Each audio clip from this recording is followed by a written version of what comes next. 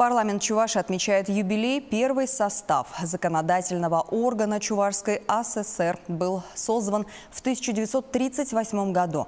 В этом году Институту парламентаризма республики исполнилось 85 лет.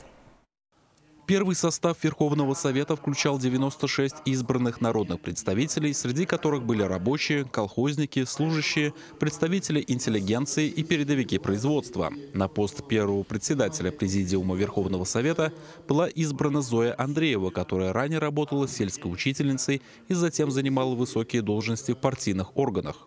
Перед депутатами первого созыва Чувашского парламента стояли сложнейшие задачи создания законодательной базы республики в условиях экономического кризиса и военного времени. Верховный Совет Чувашской АССР продолжал свою деятельность в течение 12 созывов до 1994 года, когда был создан Государственный Совет Чувашии. Конечно, Госсовет является продолжателем Верховного Совета ЧССР. Они заложили 85 лет назад основу, фундамент законотворческой деятельности.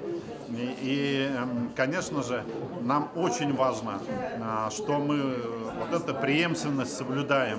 Это были передовики производства, лучшие врачи, учителя, работники культуры. И те традиции, которые они заложили, мы стараемся продолжить и сейчас. В честь круглой даты в стенах зала Ученого совета Чувашского госуниверситета Госархив республики подготовил выставку-конференцию. Ее участники могли ознакомиться с историей становления и развития государственности и регионального парламента. В экспозиции представлены копии ценных архивных документов периода образования и работы Верховного Совета Чувашии, материалы об истории законодательного органа власти республики. С ними ознакомился и глава Чувашии Олег Николаев. Верховный Совет Чувашской АССР в свое время это было таким, скажем, фундаментальным составляющим развития, прежде всего, Чувашской АССР в то время, сегодня это Чувашской республики. И, конечно же, являясь частью общей истории тогда Советского Союза, сегодня Российской Федерации и всего мира. И здесь не надо на самом деле ограничиваться маленькими границами.